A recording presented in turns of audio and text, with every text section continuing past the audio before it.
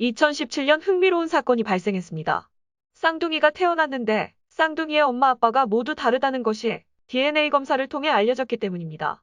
한 여인이 같은 시기에 다른 두 남자와 관계를 가진 후 아빠가 다른 쌍둥이가 태어난 사례는 알려졌으나 쌍둥이의 엄마도 다른 현상은 매우 이례적입니다. 사연은 다음과 같습니다. 이미 두 아이의 엄마인 엘렌은 중국 커플의 대리모가 되기로 했습니다.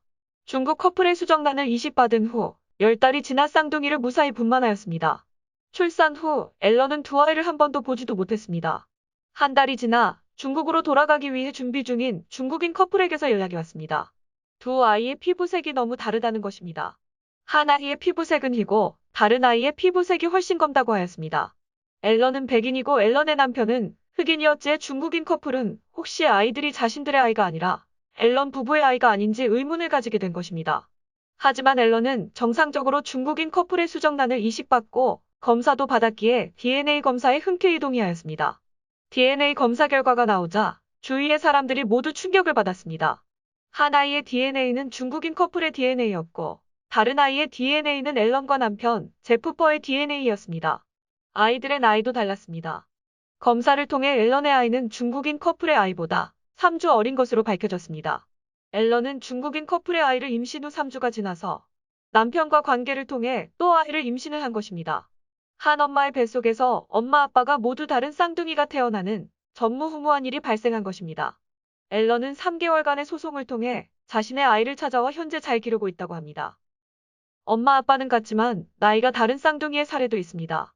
39세의 영국 여성 로버츠는 불임으로 매우 고생하고 있었습니다. 어느 날 그녀는 임신 테스트기에서 양성 반응이 나와 병원에 가 검사를 하였습니다. 초음파 검사 후 한 아이를 임신한 것을 확인하였습니다. 5주 후 다시 초음파 검사를 받았을 때 그녀는 충격적인 의사의 말을 들었습니다.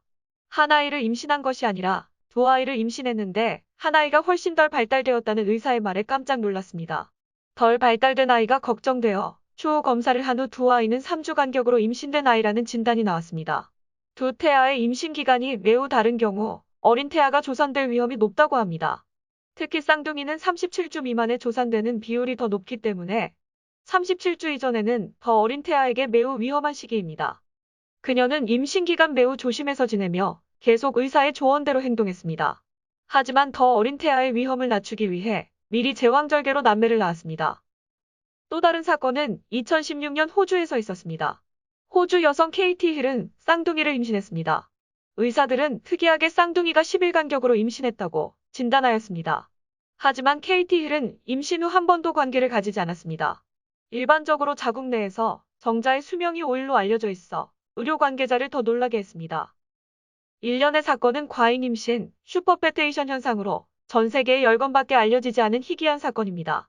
일반적으로 수정란이 자궁에 착상하게 되면 호르몬의 변화가 일어나 추가 배란을 방지하고 자궁 내벽을 두껍게 하여 두 번째 수정란이 부착되는 것을 방지합니다.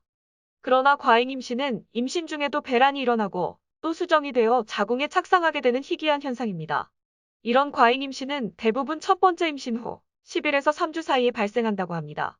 아직까지 과학자들은 과잉 임신이 왜 일어나는지 밝혀내지 못했습니다. 내용이 유익하셨으면 구독과 좋아요 부탁드립니다. 감사합니다.